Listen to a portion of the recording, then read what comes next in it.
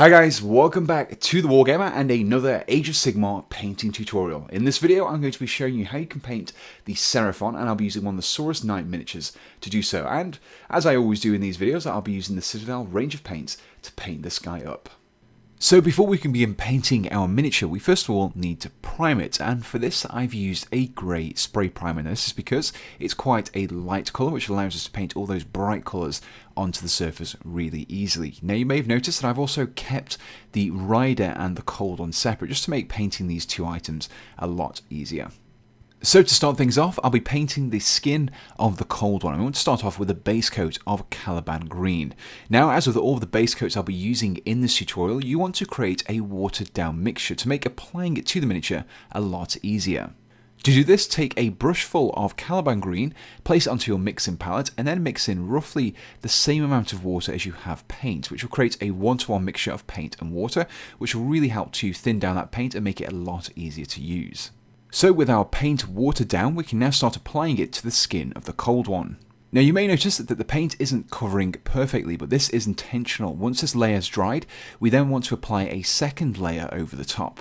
After allowing this first layer to dry, we can then apply a second or maybe even third layer over the top of this, which will create a really solid base coat that we can build up from in later steps, without running the risk of obscuring any details by applying the paint too thickly. With our base coat of Caliban Green dried, we now want to apply a base coat of Loren Forest over all of the scales that we have on the top surface of our Cold One skin. Again, make sure you water down your paint using that 1-to-1 paint to water mixture and apply at least 2 thin down coats. In addition to using the Loren Forest as a base coat for the scales, I'll also be using it as a highlight for the various raised areas of skin that we have on the darker Caliban Green areas of this miniature. To apply your highlights, take a thin brush with just a small amount of paint on the tip of that brush and lightly drag it over those raised areas to create a thin, lighter coloured line over the darker base coat. This will help to draw attention to these areas and really help to enhance the overall detail. Now the next task in painting our Cold One is to apply a wash of Biel Tan Green over the skin surface, but before we do that we want to mix in just a small amount of water. So much like last time, we want to place some of Biel Tan Green onto our mixing palette, but instead of mixing in the same amount of water as we did last time, we instead just want to mix in half the amount of water that we have to paint, creating a wash to water mixture of 2 parts wash to 1 part water. With our watered down wash, we can now apply this over the entirety of the green skin that we've painted on our Cold One here. Now this wash will flow into all of those recesses and really help to enhance the shading and therefore increase the overall level of detail that we have on the model. Now the reason I'm using the green wash of Biel Tan Green instead of a black wash such as Nuln Oil is because a green wash will still maintain that level of shading without reducing the hue and the brightness of the green. However, if you were to apply a black wash, you would find that the colour would be a lot duller. In this next step, I'll be applying some highlights to those scales, and this time I'll be using Elysian Green. Now, much like the wash, you want to create a mixture of 2 parts paint to 1 part water, simply to improve the flow of the paint and make it a lot easier to apply those nice thin lines. For the step, we're going to be moving on to painting our Saurus Rider, and we want to paint the scales that we have on his back and also on his tail. Now, we want to apply a base coat to these areas using Thousand Suns Blue. Remember to create that mixture of 1 part paint to 1 part water and apply several thin down coats. With the scales completed, we can now move on to painting the rest of the skin, this time using Temple Guard Blue. Now, the using of 2 different colours here will create a nice contrast and help to differentiate the 2 areas. As with the Biel Tan Green wash that we applied earlier, we now want to apply a wash of Drakenhof Nightshade across both the skin and the scales of our Saurus Rider. Again, make sure you mix in a small amount of water, roughly 2 parts wash to 1 part water should suffice again. With our wash of Drakenhof Nightshade completed, you can really see how all those recesses between the scales have been shaded and help to bring out the detail that we have in that area. Now to further enhance this detail, I'll be applying an edge highlight using Baharroth Blue. I'll be applying this edge highlight of Baharroth Blue to both the skin and also the scales that we have on this miniature, much like we did with the Loren Forest previously.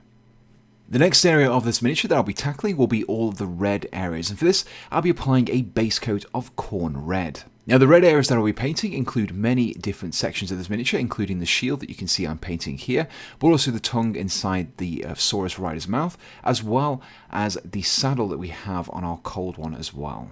Continuing our pattern of base coat wash highlights, we now want to apply a wash of Carroburg Crimson over all those red areas that we painted in the previous step. Now when you're applying this wash, be very careful not to overspill onto the areas that we've already painted.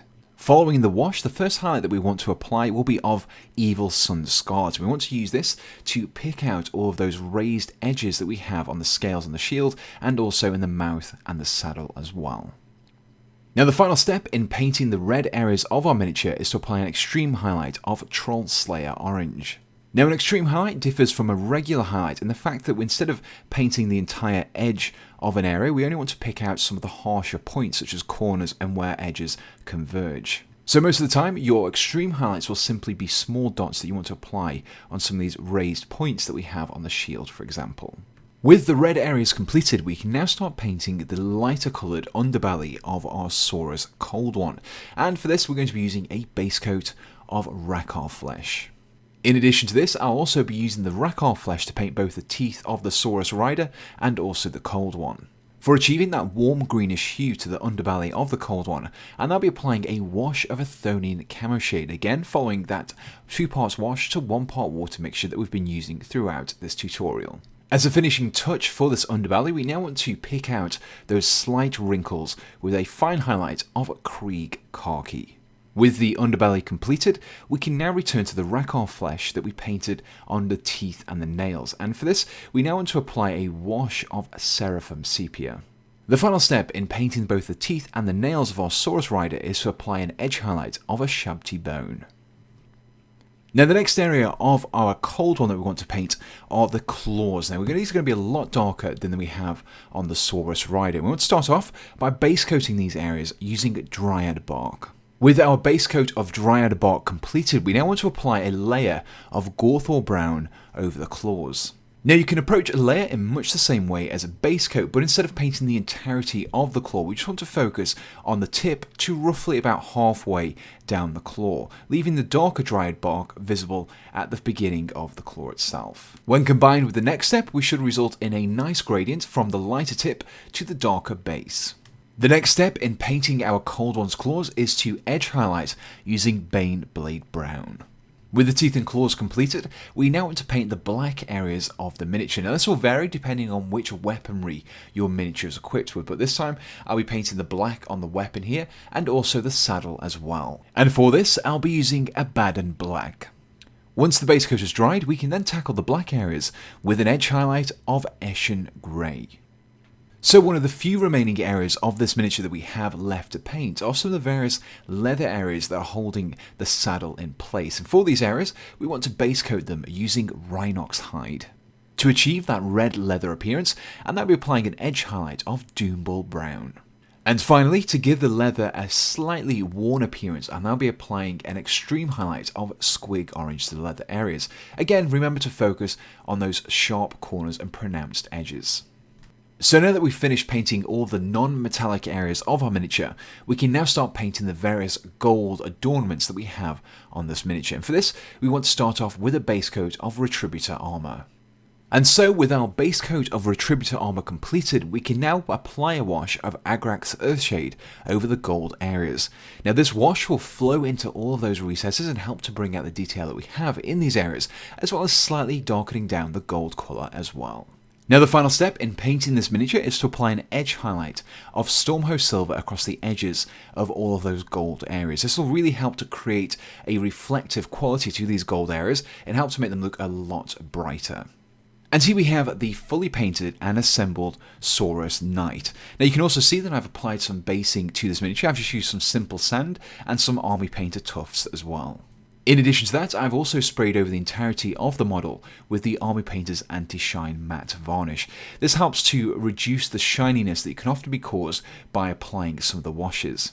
And it also helps to protect the miniature from any wear and tear. Now to make things a little bit easier for you guys, I've included a full list of the paints that I've used in this tutorial in the description below. And I also just want to say a big thank you to Jacob Smith for not only suggesting this video, but also donating the miniatures that I've used in this tutorial as well. And so that's it for this video. I just want to say a big thank you for watching. If you enjoyed it, do let me know in the comments below. Also give me your suggestions for other videos you would like to see me tackle in the future. And also make sure you subscribe to be kept up to date with all of my future videos. Now, if you're a Patreon supporter of mine, I just want to say a big thank you. It's your guys' support which makes all of these tutorials possible. And if you're interested in supporting me as well, there's a link in the description below. So the only thing left to say is thanks for watching and goodbye.